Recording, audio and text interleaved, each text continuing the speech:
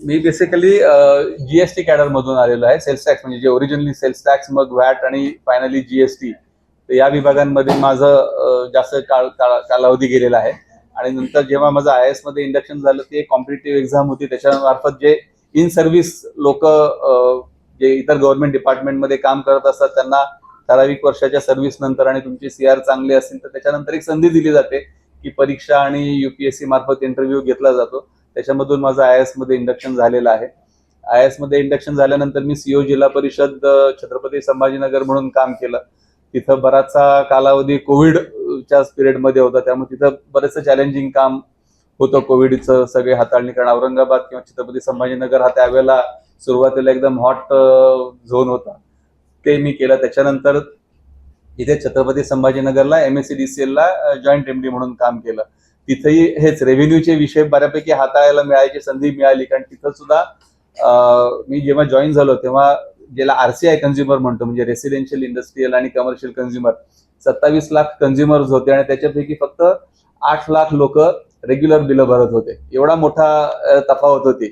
तर तिथं जेव्हा मी 1.5 वर्षाच्या कालावधी होतो तिथं आम्ही 8 लाखापासून 17 लाखापर्यंत पोहोचू शकलो.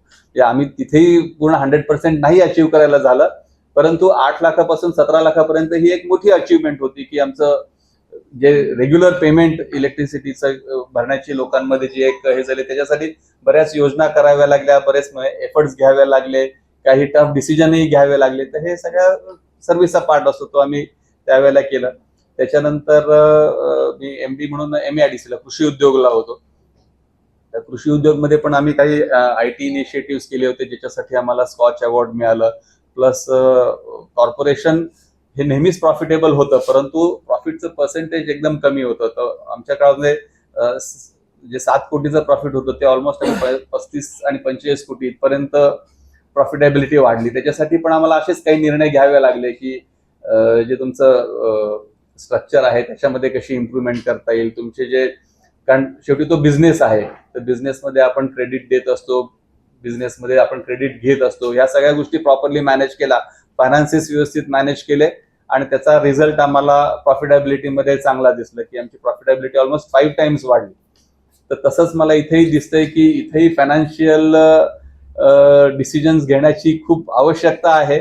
पण एकच आहे की याच्यासाठी मला आपला पण, जनतेचा पण आणि लोकप्रतिनिधींचा पण सपोर्टची आवश्यकता राहणार आहे.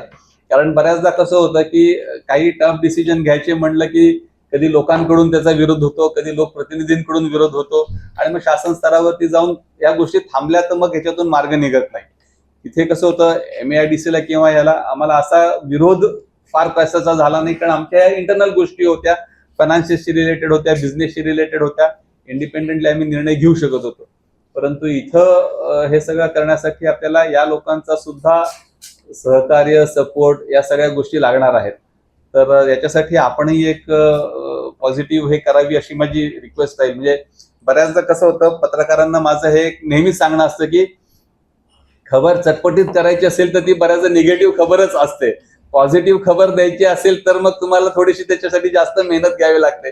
तर जी पत्रकारितेचा एक जो गाभा आहे तो असा असला पाहिजे की याच्यातून आपण एक पॉझिटिव्हिटी क्रिएट करू शकू.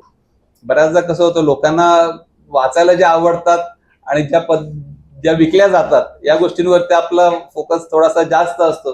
तर माझी आपल्या सगळ्यांना हीच रिक्वेस्ट राहील की जी दुसरी बाजू आहे तीही आपण तेवढ्याच पद्धतीने मांडली पाहिजे. आणि बऱ्याचदा असं होतं की एखादी न्यूज येताना एखादीच बाजू मांडली जाते, तर याच्या संदर्भात प्रशासनाची पण काही बाजू आहे किंवा इतरही काही गोष्टी आहेत, तर तो एक बॅलन्स आपण साधावा हीच माझी आपल्याला विनंती राहील.